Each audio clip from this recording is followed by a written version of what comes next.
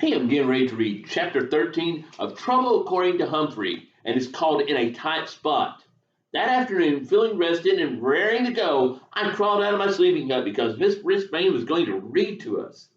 She was an excellent reader and was starting a new book that had something to do with pirates and the buried treasure. That was interesting to me because I like to bury my treasure like nuts and other tasty nibbles in my beddings.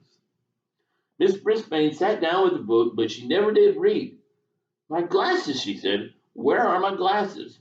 She looked for them on her desk, in her handbag. Once before, when Miss Brisbane lost her glasses, they were actually sitting on top of her head.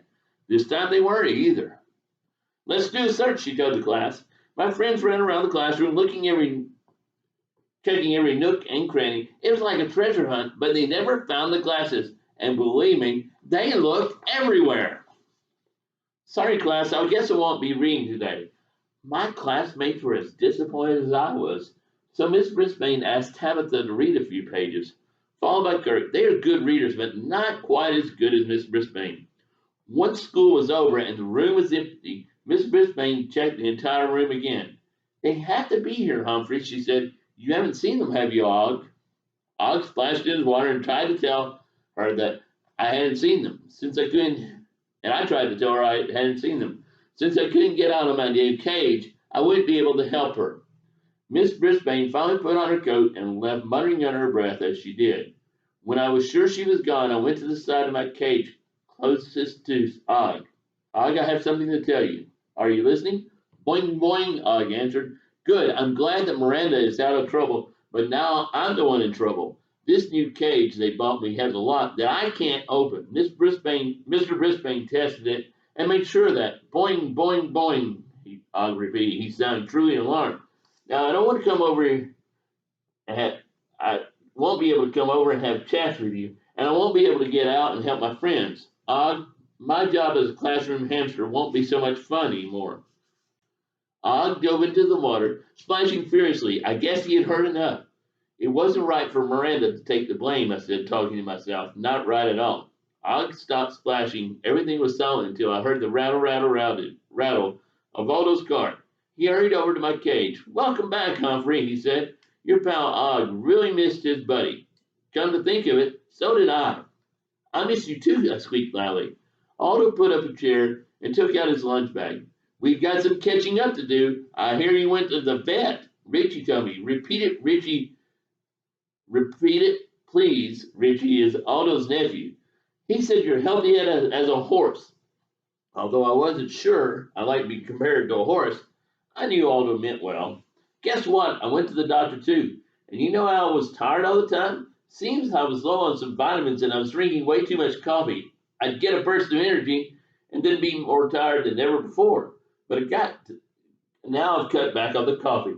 Make sure I eat better, and I feel like my old self again. Maria and I went out bowling this weekend. I was glad. Aldo really likes bowling.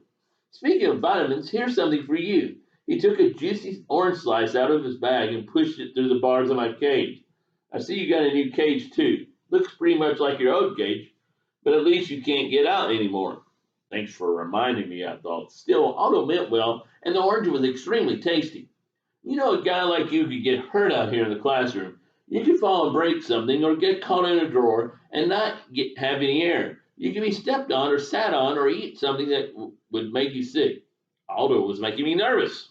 On the one paw, I've been out of my cage many times and nothing bad had happened to me. On the other paw, maybe I'd just been lucky. Anyway, pal, glad you're safe and sound and back with Og. Aldo folded up his lunch bag and went to work cleaning the room. He worked fast, no napping tonight, which made me glad. Before he left, Aldo opened the blinds so I'd have light coming from the outside street lamp. He said good night, turned off the lights, and left. The full moon that night gave the room a soft, silvery glow.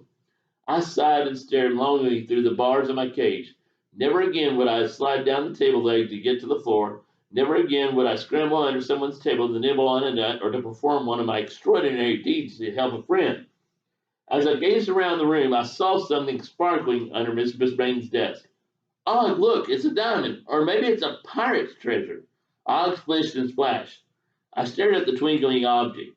Aldo had probably missed it with his room.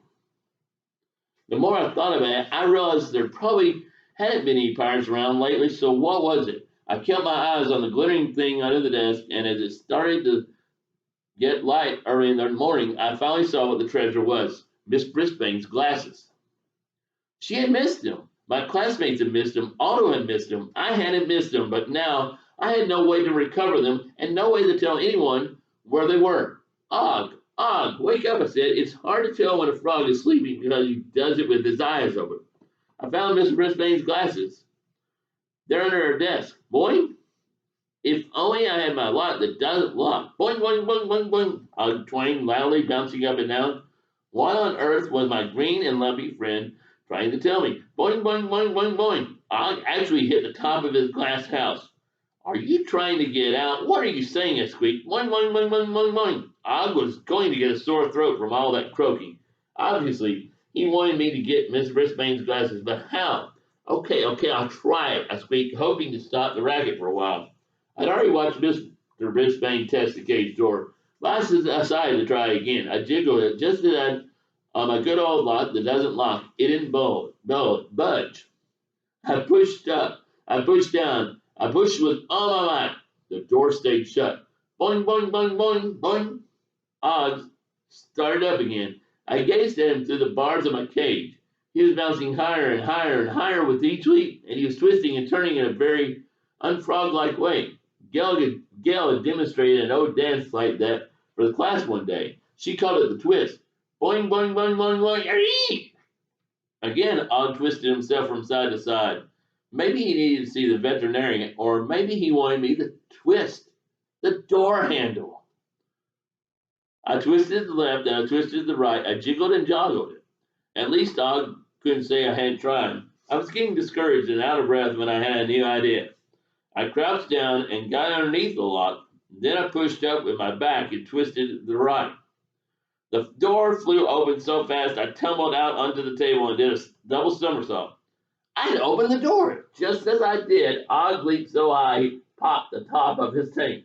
He splashed around in the water with glee. I was a little dazed, but once I got my bearings, I thought about what I had to do. I didn't want to get crushed or trapped or crunched or smashed. As always, I had to have a plan. I went over the route in my head for a few seconds. I checked the clock and realized that school was soon start. It was time for action. Wish me luck, Augie, I said as I leaned over the side of the table, grabbed on the top of the table leg, and slid to the ground. The floor was really slick. Aldo must have polished it while I was gone. So instead of running across the floor, I skated as if I were on old Dobbs Pond with Dot. Right paw slide, left paw slide, right paw. Whoa! I spun around in a circle. I slowed down and managed to slide my way to Miss Brisbane's desk. There was just the tiniest space between her desk and the floor. No wonder Aldo had missed seeing the glasses. Only a hamster could fit in such a tiny space. Being a small hamster often comes in quite handy.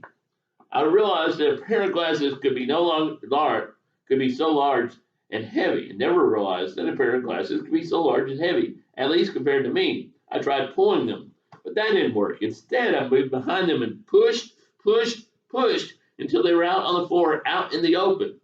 But how was I going to get them back on the desk? Og was going boing, boing, boing again. I checked the clock. Oops, it was getting dangerously close to school time. Sometimes Miss Brisbane comes in early and I couldn't risk getting caught again. I decided to leave the glasses on the floor, cross my balls that no one would step on them, and get back to my cage.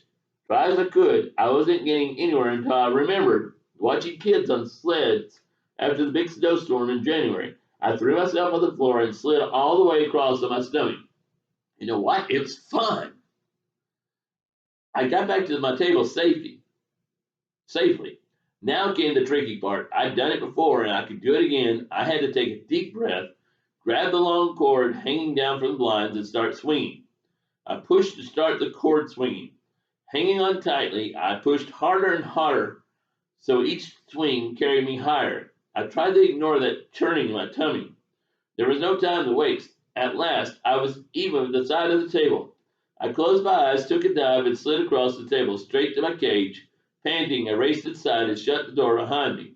Boing, boing, boing, said Og. Thanks, I squeaked. At that exact moment, the classroom door opened and the lights came on. Miss Brisbane had arrived. Good morning, she said. You fellows are certainly talkative this morning. She took off her coat and walked toward her desk. All I could think was, please, please, please, let her see those glasses.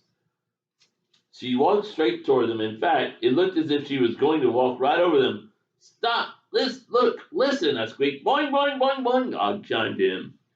Miss Brisbane turned to Og and me. What on earth are you trying to say? Realizing there was nothing to say that she would understand, Og and I became quiet. Then, oh joy, Miss Brisbane looked down. My glasses! She had a big smile on her face as she picked them up. Why, I spent last evening tearing up my house looking for these. How did I miss them yesterday? She stared down at the glasses. Aldo might have found them, but he wouldn't have left them on the floor. Miss Brisbane spun around and walked toward Og and me. I wish you could tell me how they got there. Me too, I squeaked weakly. Og dove into the water and splashed around.